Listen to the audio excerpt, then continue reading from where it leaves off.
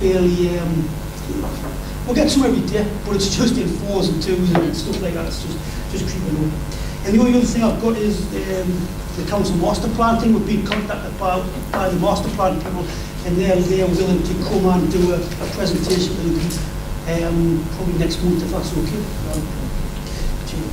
And that's it for me. That's an update on pretty much where we are. Oh, the beacon, like the beacon got mentioned before, we're expecting that in the next week or so. The burner thing's being tested, that's getting in.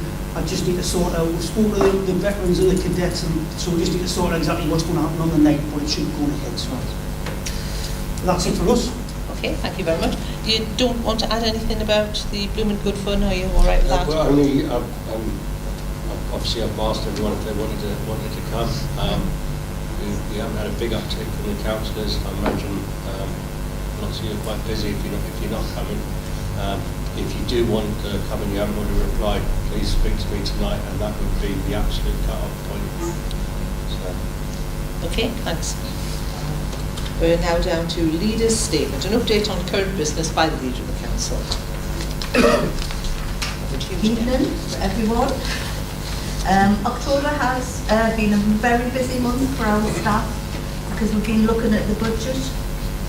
We're building on last year's approach where a zero-based budget was taken, where we looked at every line in the budget to make savings because of the significant budget shortfall we were experiencing, and this was because of the impact of the COVID-19 pandemic. I personally have been involved in the budget setting process for Stanley Town Council for the last 4 years as the Chair of Finance and General Purposes. And I've also had many years' experience managing budgets for Dun County Council, but I do feel that you never are too old to learn. So I recently attended an online CEDAW course on budget setting, which I have to say was very informative. And since then, the Responsible Finance Officer and myself are looking to tweak some very, very small areas to bring us in line with absolute best practice. It was a great relief to end the course with a reassurance that our processes are sound, and we were in some cases exceeding the expectations of CEDAW as a town council. So well done to our staff for that one. It's really good. You will have all received an invitation to our budget workshop where we can begin to work together to develop the medium-term plan and agree the direction of travel for the budget, which will then begin its journey into the decision-making process for the council. And the interim town clerk and the responsible finance officer will be facilitating this workshop, and I hope we can all get together and have a really good look at that. One thing I am going to have to reiterate is the point that I made at the last council's meeting in my leader's statement, and that is around our staff capacity and their ability to be able to answer queries. These are still occurring directly after meetings have taken place or the day after it. So, just for clarification, this is the process. If you have a query about finance, please bring it up in the Finance and General Purposes meeting. That is what it's for. To ask questions, to have discussion and debate about the items on the agenda, not the following day or after the meeting. So if you want to ensure that we can give a full and comprehensive answer to the query you have about an item on the agenda, then submit a question a couple of days before the meeting to give staff time to answer your question fully. All queries, particularly those received directly after a meeting or the following day, must be put into writing, and then they will be answered at the correct meeting. For example, if it was a query following a Finance and General Purposes meeting, the question and the answer will be tabled at the following meeting of Finance and General Purposes. And this is for full transparency so that people see what is being discussed and what is being asked for. Not only all members, but also the community out there. You're being asked as a member to support our staff who are working absolutely flat out by following these very simple guidelines. They're not to stifle debate, in fact they are just the opposite. We want debate and discussion to happen in the most appropriate and transparent manner. In the meeting, where we can all be seen to be doing our jobs, debating issues on behalf of our residents in a calm and measured manner. Thank you very much. That concludes my report. Thank you. Questions? Any questions? Ah, got a flight there. No questions? Right. Now moving on to the next part of the meeting, which is public participation. Alan, have you any questions from members of the public? I haven't received any questions, Danny, but we have got a member of the public present tonight. Yes. You have no questions? Oh, okay. Just observe. Yeah, Thank you. Well, welcome anywhere. Yeah. It's nice to see somebody turning up. Thank you. Yeah, it is. Right. Okay then, moving swiftly on, we're moving on to the confirmation of the minutes attached at A. To approve as a record and sign the minutes of the ordinary council meeting the 28th of December. Can I have a mover for that? Propose that? Second, thanks to, sorry, Sam. And anybody, no dissent, no? To receive the committee meeting, the minutes of the Finance and General Purposes Committee on the 14th of September. Proposing that one? And you second it, right? Okay. Yes? Unfortunately, Sam was not at that meeting. I just been told the minutes that Sam was not present at that meeting, so we can't therefore second. Oh dear me, right. Could we have another, yeah, Gordon, will you second that one? Right, thank you very much. So, the next, moving on, is the accounts for payment and bank reconciliation. These have been through Finance and General Purposes, haven't they? So, in that case, they just need, are we going to take all of them, should we take all of them together, the monitoring report as well? Yes. Yeah. I'd like before you do that, we take the attachments together. To take, sorry? We take the three attachments together and we approve the payment of the accounts, we know the bank reconciliation. Yes. I'm just asking, Helen, yes? Just before we go there, obviously, I was at the finance meeting, and it's probably a question I should have asked there, but if it's okay with everybody, can I ask it now? Where are September's? We obviously did August's, but we should have done September's as well. No, because of the time it takes to pull it together, because the council agreed that the minutes, the agenda goes out, is it 2 weeks, Alan, before? It's not enough time to produce them, so they're a month behind now, because of the papers going out 2 weeks before. Right.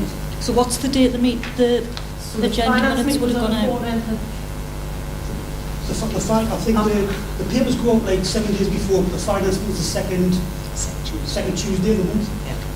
Right. And if the so- month doesn't finish until the 31st, you haven't got time to reconcile. Because it's a whole month. So obviously we weren't, I'm confused because... Well, if Alan sends the papers out on the 2nd of the month, and the month's only finished 2 or 3 days before, there isn't enough time to prepare everything that needs to be prepared. For a meeting on the 14th. It could be ready for the 14th, but because the papers need to go out in advance, there isn't enough time to have them ready when So the we're papers go doing- out in advance. So the 2 months hence. Right. Well, obviously that's going to knock on because you've then given us a financial report, quarter 2, which includes September's, and we haven't okayed them. Well, I've included, because my forecast is a projection, so a projection isn't actual facts. It's a projection. It's basically what I think we're going to spend up to the year end.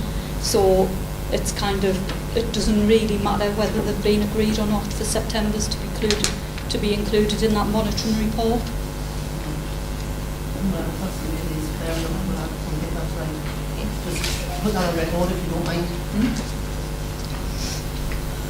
Sorry, Chair, it might be worth, how do you think we should put this right then, Helen? What do you think we should do about it? well- Clearly 2 years isn't going to be enough time to turn around any finance report. The Constitution says the papers have got to go out 7 days before.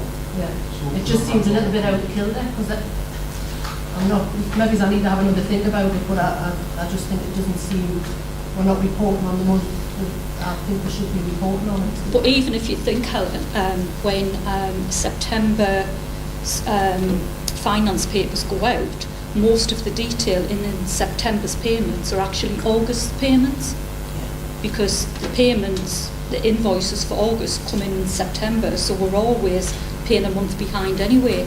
So even if you'd seen September's finance payments and receipts, it wouldn't actually be a true reflection of what was owed in September. It might just be a name change that we need, because it doesn't read, if we're in October and we're doing August's, it doesn't seem right. That's all. It's just- I mean, it's it's the way impossible. we've been doing it, it's Yeah. just when budgeting's coming into the fore, and obviously we're, you know, it just seems as if we're a I think bit maybe what we need to adrift. do then, Helen, is come with a solution. Yeah. Yeah. I think, I mean, if I think if we didn't get to finance first with the armies, Yeah. you know, so I think it's getting, it's not so much getting stuff ready for the full council, it's getting ready for finance. I think having finance for full council. So I think it's because we're going to do it for finance, that's what puts the pressure on it really. But getting them ready for the fourth. Yeah, they're ready there now. Getting ready for the second Yeah. one, that puts the pressure. Yeah. Yeah, because they're sitting there ready now.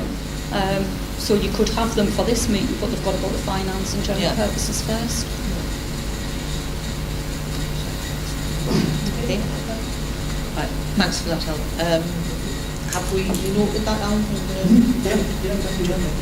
Okay. Sorry, the accounts for payments and bank reconciliation. Gordon, was that you proposing that they be taken together? That's right, yes. Okay, do you have a seconder for that then? Yeah. Yeah. Thanks, Angela. Yeah. Have we got an agreement on that? Can we agree the minutes of the, oh sorry, can we agree the finance and, I've lost my thread now. Right. Yes. Yeah. Thank you. Budget and report July to September, Anne, are you going to? Again, No. yeah, Yeah. certainly, thank you, Chair. Budget monitoring report for July and September, hopefully you've had a chance to have a read through that. Basically, what I did was kind of projected where I think we would be by the end of the year, and went through each cost heading and give a little update as to whether we were going to be in a surplus position or a deficit position, and some reasoning behind each of the areas. I'm projecting a small surplus at the minute of about 9,000, which hasn't really changed from quarter one. And then the same with the reserves. The position on the reserves hasn't changed from quarter one, but it is expected that we will spend the reserve for the election costs for the by-election in the Havana ward. Has anybody's got any questions?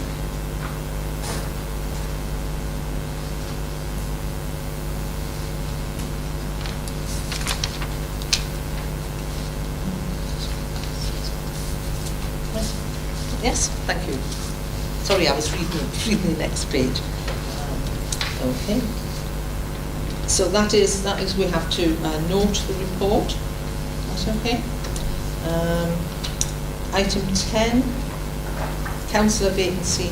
The councillor is to note the report on the current situation regarding the vacancy in Havana ward. Alan? Yeah, it's just to update everybody. I sent it around everybody yesterday. I got the notice for the election, so we'll have that posted. And then it's up to, I think it's the 5th of November. And this date, the date was no later than 40 on Friday, the 5th of November, Mr. Harper's birthday, just for information, folks, if anybody's feeling generous and buying a cake or something like that. Then not a cake, but it's on a card. 5th of November, and if the election's to be contested, the poll will take place on the 2nd of December. As I've said previously, we are guided very much by Durham County Council with this, so we've been in touch with them. They're sending us the stuff, we do it what we can, and then if I get anything from them about it, I'll update this as we go. Yes, Carl? A couple of comments from me if I can, Chair. There's a couple of things, and it's important to get these on the public record. The first thing is that when a vacancy arises on the town council, regardless of the circumstances, and I'm not going to go into that, I'm sure all members had an opportunity to read my email, and I didn't get a response from it, so I presume everyone agreed with the sentiment in it. But when there's a vacancy arises on the town council, effectively the community have the option to call an election if they want to, and they do that by submitting a petition with 10 people who live in the area where the vacancies arose by a certain date. The date on this occasion was the 11th of October. If that vacancy isn't filled, and just for clarity for everybody, the council as a group, all of the councils, have an opportunity to co-opt a member on, which saves the cost of a by-election. And I think it's important just to note that on this occasion there has been a petition submitted. But I think it's even more important that we get it on the public record, and I'm very careful about what I say because I'd like to make sure this is minuted so we can approve it in the minutes next month. On the 30th of September at 10:28 in the morning, Councillor David Tully sent an email to the leader of the town council and to the mayor of the council suggesting they accept a proposal for a political appointment to that position and that vacancy via co-option. The first thing is that isn't in the leader or the mayor or David Tully or anybody else's gift to do that. That's the first point to note.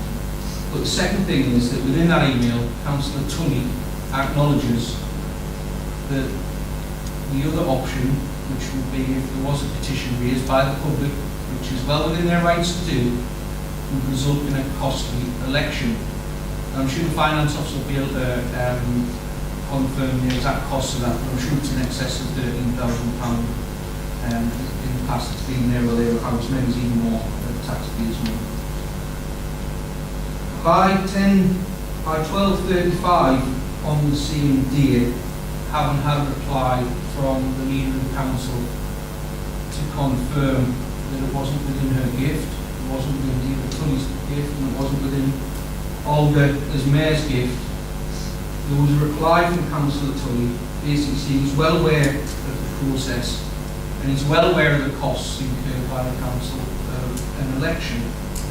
However, also stating that he already approved the 10 names for a petition, and unless we agreed, or be held at ransom, or be blackmailed, or whichever way you want to interpret the emails, which we have in writing, that he was going to put the petition in unless it was a political appointment of a Derwentide independent member. Now, given that most of the Derwentide independent members, just in May, several months ago, put leaflets through doors around the whole of Stanley saying they put people before politics, it just makes a mockery of the whole thing. We're trying to blackmail councillors and other members of the council that if they don't agree to the co-option, a political co-option, which again isn't in anybody's gift, that the council and the taxpayers of Stanley would have to shoulder the burden of the costs of a by-election. So within 20 minutes, by my recollection, according to the time of the email sent from David Tully, he managed to approve 10 names. You know, I would suggest that he already had them 10 names before he started his attempts to coerce, blackmail, or force through a political appointment, which again wasn't in anybody's gift. So I just want that on the record. I would like that in the minutes. I think it's important that the wider public understand the circumstances around this and to understand the costs that will be shouldered by the taxpayers. So, thank you, Chair. Thank you. Are we? Yes, Helen? Can I just come in there? Obviously, I did write to the leader. I wrote to Jeanette asking earlier to what David put forward. Obviously, the possibility of a co-option, whether under the certain circumstances, because we are pressed for cash, whether obviously it was a Derwentsside Independent that was standing down, so obviously a Derwentsside Independent had been elected into that thing, and obviously through whatever circumstances could not continue. If it could be considered that we could discuss the co-option, because it wouldn't change the dynamic of the council, it would still be exactly the same dynamic. And obviously I was told that unfortunately that wasn't possible. I didn't know whether it was something that we could have all discussed at some point before we got to the next stage, because I've hold my hand up and I don't fully understand, you know, if there is somebody there to be co-opted, whether we've had to go through all the thing that we've gone through. I know CDAL have to be involved, I know electoral services have to be involved, I understand that, but I didn't know whether just not changing the dynamic, saving the council money, whether it was an option that we could have looked at. Thank you. David? Yeah, Councillor Marshall, in the past, when we've had by-elections, that is exactly what the Labour have done. Except there was one Labour out, one Labour in. What you're trying to do. Did they deny that fact, Karen? Yeah. I just think it just makes a mockery of the whole process, the fact that someone's saying, let's put politics aside, let's have a council. We talk about someone who's going to represent the community here. You know, regardless of political persuasion, we should be looking at the best person for the job, regardless of what political party they're tied to or not tied to. It's irrelevant. It's about who's going to best represent the public. And, you know, we've heard tonight now there's two Derwentsside Independent members trying to blackmail and coerce the council. I object to that. I do. I object to that completely. Sorry, Chair, I am Just- not yeah. trying to blackmail any council. No. I vote to the leader for instruction. Sorry, I'll let you, Yes. you let us finish and then I'm just going Yeah. to see what they like about my views and opinions, Chair. But If I you do could think it's finish what important you're saying, I'll bring you back in, Helen. I do think it's important that people understand the consequences here. You know, we've got emails from members trying to say, if you pick this colour team over that colour team, we won't charge the taxpayer 13 grand plus for an election. That's absolutely bonkers. Bonkers. Nothing about capability, nothing about the best person for the job, no proposal about someone who might already be active in the community town. They're simply tied to the Derwentsside Independents. And to be fair, Chair, this is the second election petition that David Tully has submitted to the County Council, not in his ward. It happened again last time, in the last term, where there was an election petition that I went and inspected, and it was submitted by David Tully to call an election in another part of Stanley, and here we are again, in an area he doesn't even live in. You know, it's just absolute bonkers. It's 13 grand that could have gone to our community. Thank you. Jeanette? Helen, Helen, you come back in. Well, obviously, when I did go to seek Jeanette's advice, whatever you would like to call it, and I do have a couple of people that I probably would have had we gone further down that road, but unfortunately we didn't. And I take offence at being told that I am trying to coerce or blackmail anybody. I am not, and I am here to represent my community and the people that I stand for within the whole of Stanley, not just Townfield. And I take exception at that. And I would like that on record, Yeah. please. That's right. Jeanette? well, obviously, I'm the person that everybody's emailing.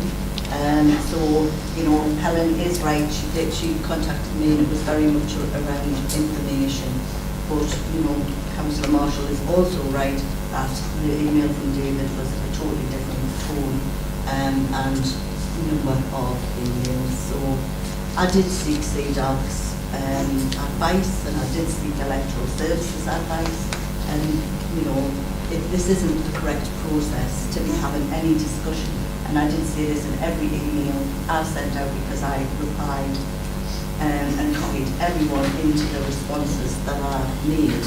And that response was, this is a statutory process. It has to be done, you know, by the book. It's a legal process. And we should not have been talking about corruption until after the date that it was, you know, the petition could have gone in. And unfortunately, what was wanting to happen was, you know, some sort of political sort of horse trading to be done beforehand, and that does happen in some places, but it certainly wasn't going to happen here under my watch because it needed to be done correctly as far as I was concerned. Okay. Anyone? David? Yeah, Councillor Marshall again. Did your group ever approve to agree with one label in because one label someone? Yes, yes. That's nothing happened in my Well, understanding. All I know is the last 2 elections where there's been Labour people who have stood down and elections being forced again. So, I'm afraid. Yeah. sorry, through the chair. Yes, sorry. Yeah. I don't think there's anything further to be gained by this, because this is going to go backwards and forwards and it can run and run. Alan's taken the minutes. Oh, sorry. Anne's taken the minutes. And what's been said will be a matter of record. Can we then pass on to note the report, just as, yes? Can I just say something quickly? Yeah. Councillor Marshall commented at the beginning about the email he'd sent out, and he assumed that everyone agreed with it. Can I just say that I don't like the tone of that email and didn't agree with it. Sorry, I didn't hear. Did you get that? Because I didn't hear it. Sorry. Sorry, but it's all right. Did you say what you wanted to say? Yeah. Oh, that's okay. Can I just check, was that the original email about the resignation? Yes. Yes. Right. Thank you. Sorry, Alan, I don't know, just for any clarity now, because I wasn't even going to go down this route. I think that I'm not about to tonight. But this is related to an email that was sent to all of the members, apart from Mary Wilkinson, because it was right to copy her paper. Didn't want to be accused of putting not putting her in any more of an uncomfortable position than the one she was already in. So it might be an email that officers of the council are not aware of. It's not one that I would like to make public at this stage, because I just think it's simply unfair on Councillor Wilkinson. I think it was addressed to all councillors. Yes, We all got officers. But not officers. It didn't go officers, it didn't go to Mary either. So. Yeah. Well, you're assuming that people agreed with it. I agreed with bits of it, but there was bits I thought the tone was all wrong. Sorry. Right. So we've had the report. We've had a discussion on it. We're just asked to note the report. Okay. And now it's back to Alan with the Civic Hall heating date. Yeah, it's just a really brief again, just to update really. Why you're right. I don't think there's anything done. It's just following when James was on about getting the agreement signed up for the I think it was power purchase agreement. We passed that on, or James passed it on to Durham County Council. I've been chasing them up and I've got a reply back from them, and as landlord they've stated they're unhappy with that agreement going ahead in that way.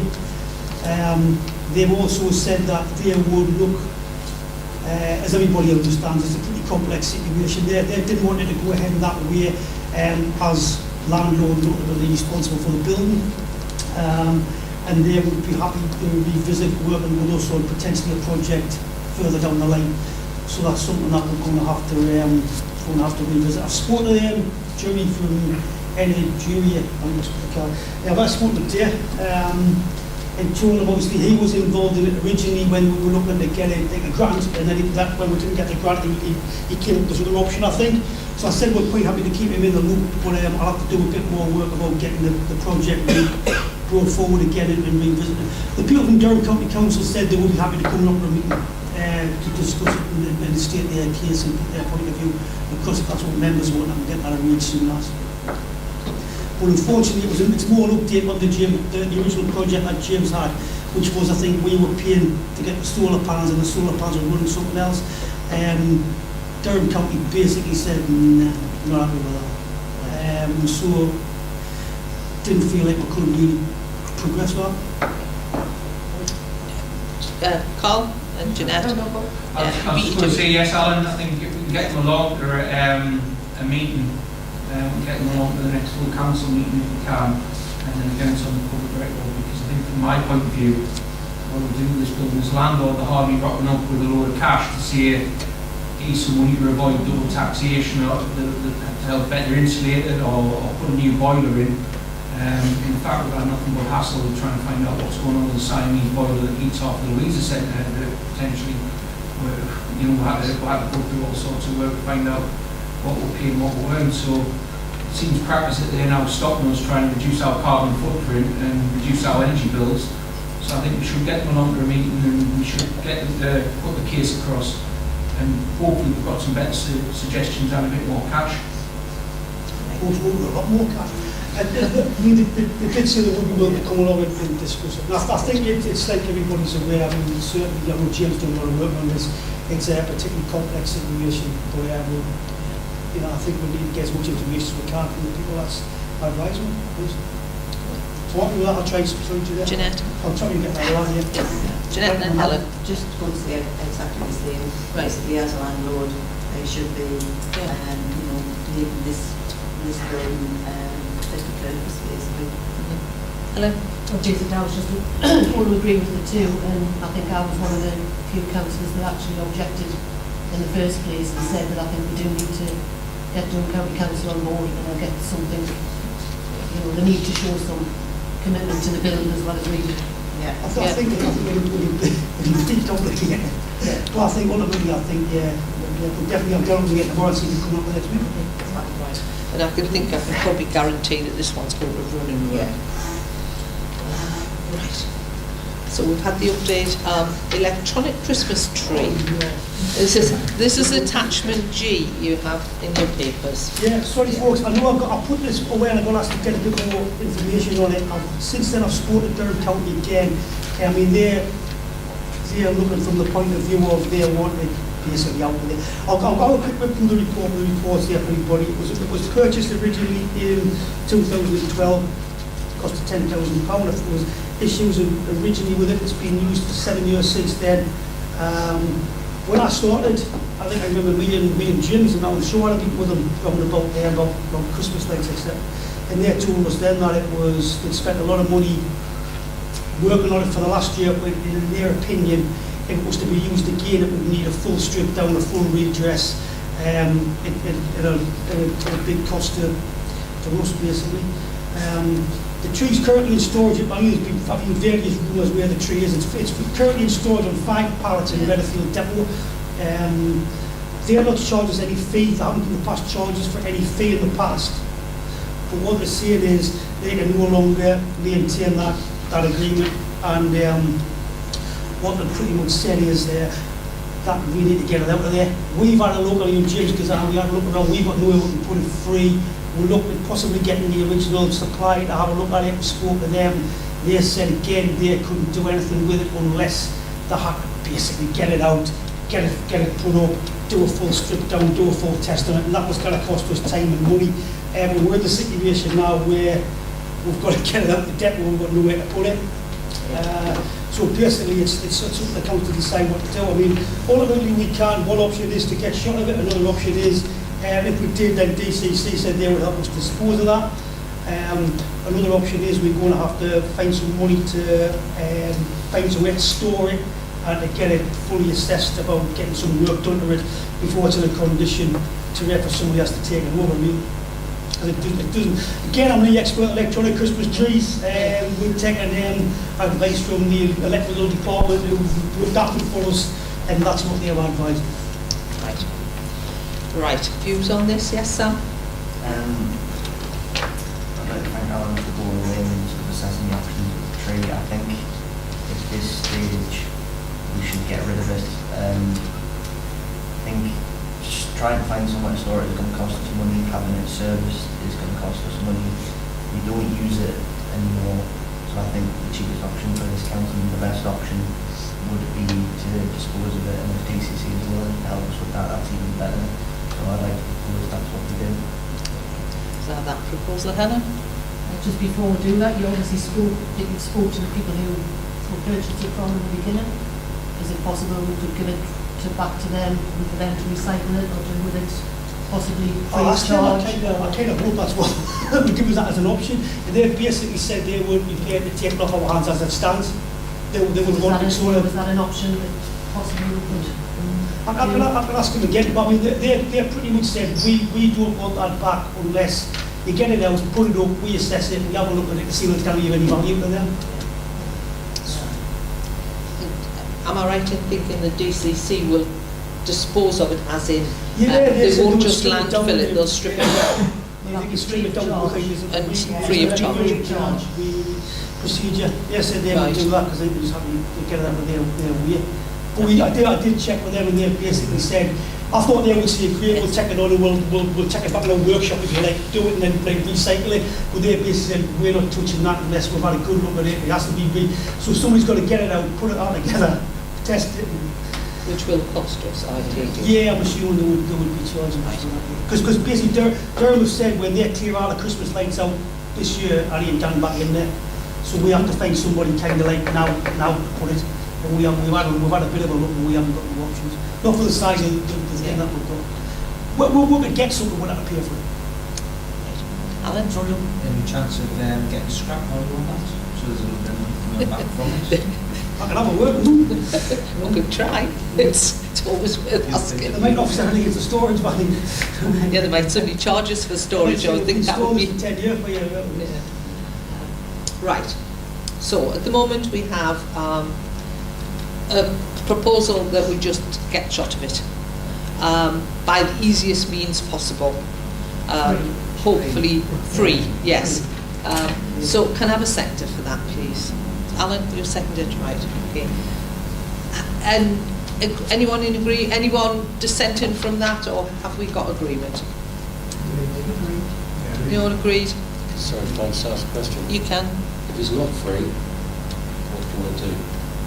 Pay the council £6 to pick it up from inside your house. No, I think it's 15 now. There's 5 pallets. Oh, I maybe 5, 16, maybe 16 quid a pallet. outside my house, the rooms already down the road. In that case, I would like to suggest that we install Yeah. outside positive. I think the option was that in there it says that they would do it They'll for us. strip it down They'll like- strip it down and recycle the bits they can recycle.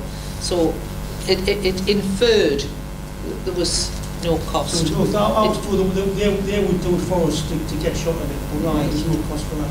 And funny as Councillor Ferry, I mean, joking as Councillor Ferry, I think it was, we were told at one point that we were going to come into work one morning and find it outside the front of our house.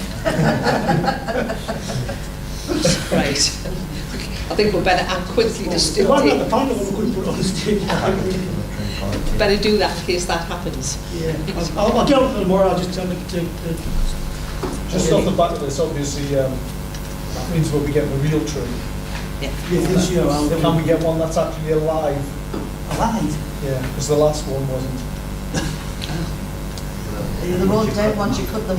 Once you cut them, yeah, I they're mean, dying. I mean, something like Manchester's got a live one, you know, where the practice got a double go on the Yeah. fence, like. Just a decent one, that's all, because the last one we had was falling to bits with what was even put in. Yeah. I'll have a one. So just if we're going to make the effort, make the effort. And when, if you don't mind us just saying this, that when we consider the events for next year, etc., that we maybe look at planting a tree and letting it grow in the same way that Lanchester did. Because Lanchester started out this high and now it's up there somewhere.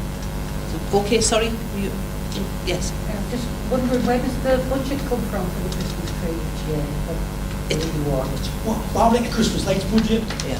So like, which because basically all the lights that we've got up, they kind of need servicing, if anything goes wrong, we're getting fixed and stuff like that. So there's always a little budget, there's a budget every year for Christmas lights. Because originally what we would do was putting bits and pieces in, if we could through the year. So we've always got that money's there. So because the council keeps us the lights and they're there, we get the tree installed, normally they come and dress it and turn the lights on and stuff like that, test everything and stuff. That's what I was wondering about, because I mean, other areas, Durham County Council tend to provide a tree for them, so I'm just wondering why we end up paying for one. Because we're town council. Yeah. Yeah, but, Aye, good question. so town councils have got to pay for their own. All of them? Generally speaking, not all of them, but generally speaking, if there's a town or a parish council, they will either contribute or pay so they contribute the lights. There was, the lights are always, we bought the lights, basically they put the lights on for us and service them, but we paid them for it. So I don't know how much they contribute. I mean, there was talk of working with the EAP, to be honest with you, getting involved with upgrading the lights in the town. Because most of all the stuff that's in Stanley now is stuff that we've installed in the past. And the EAP would definitely was supposed to be putting a project together to help us with that. But I think the things have gone this year, it's all dropped off the radar and stuff. So it's something that we definitely need to relook at next year. What we get in the villages this year? Lights? Nothing. Exactly the same as what it was last year. Yeah, last year I think we had about 3, can't you? I think the people do little local things that get it's probably some. Certainly the EAP said they were going to help out with the overall scheme, but I mean again it's maybe something that whether it's the events group or something like that needs to look at for next year for like what we're going to do throughout the time. Because at the minute it's this year will be the same as last year, and last year was the same as the year before. Yeah. So we need to refresh it. Like I said, Yes.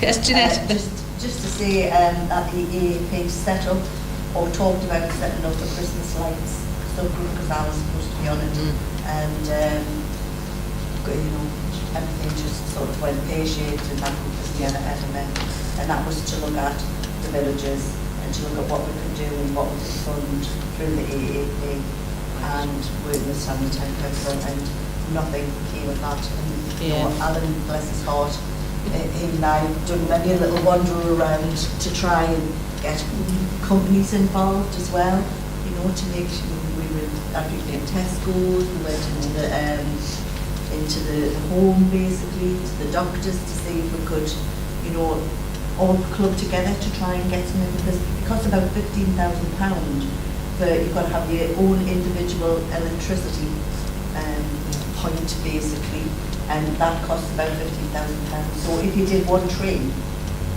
and that's how much it would cost, 15,000 plus what you would have on your tree.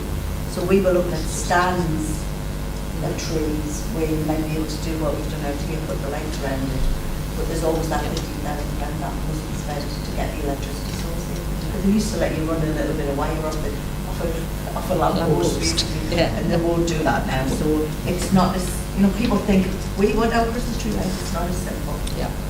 If you think properly, I mean, we have to get like underground supplies put in. I know we still need a price for Tanfield, like I haven't asked you for a year ago. We've never got back as well. But I mean, you've got to have, it's got to be low voltage. Not everywhere's got the low voltage supplies in. We looked at a number of sites to do like different expanders, which you have to do a lot of work on an expander steam round that with like the trees up. And not everywhere had a low voltage supply locally, and it was like, even if it was, it's still about £5,000 to get that put in and get all this put in, and then you've got to buy the lights and get it installed. They look nice, but it's not. So like basically I think we need somebody to give her a hand. There's not alcohol properly, basically. Yeah. Well, we simply can't afford it as the town council. Right. Have we chewed that one over enough, ladies and gentlemen? We got. So, events working group, the council has requested to receive the minutes from the events working group, attachment E. I'll be really quick. It was just a review of the summer events. I think we're having the game on getting another week of the events working together. With Scotland's not pretty well at the minute. But this one was just a review of the summer events, so I put it in there. Everything, I think I covered it anyway. I mean, we did get a grant off Durham County Council towards the events last year, which was just over £10,000. That went towards the parks. It helped support those events because it helped cover the additional expenditure that we had to do through COVID. Like a lot of the people that we got in, the suppliers had to spend more money just to do what they did previously. So Durham County Council had a scheme where they give us a grant to cover that additional expenditure. Overall, the play in the parks, they were well attended, they were always really popular. The big mention that we had was from the police there. They attended them all.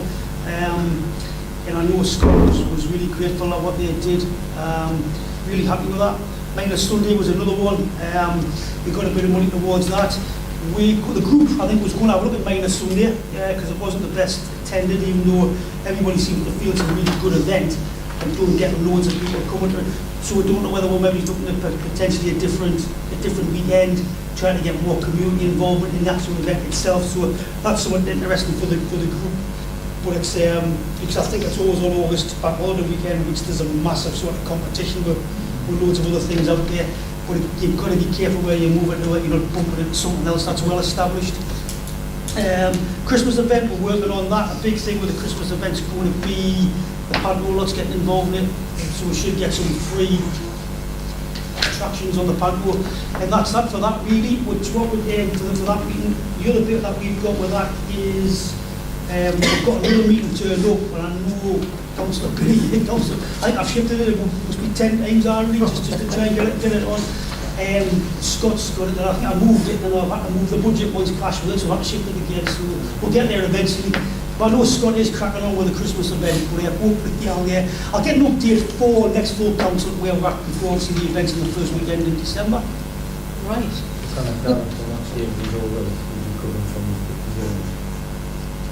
Oh, sorry. yeah, so when you see him that he's getting on with it, does that mean he's recovering from the illness? Yeah, I mean he's getting on with the event. I think in the background, but I think his daughter tested positive, and then so he was sort of isolated, and then he's tested positive as well. So he's kind of halfway through his 10 days. I think he's coming towards the end of that, and then. But I was talking about Dave actually, so he's contacted on the phone. He's working. He just couldn't really get himself out really. Okay, thanks for that, Alan. Item 14, exclusion of press in public. I'm terribly sorry, but we'll have to exclude you from this part of the meeting. It's, okay, right. That sounds a terrible thing to do when there's only one person. But he could just be taxi driver.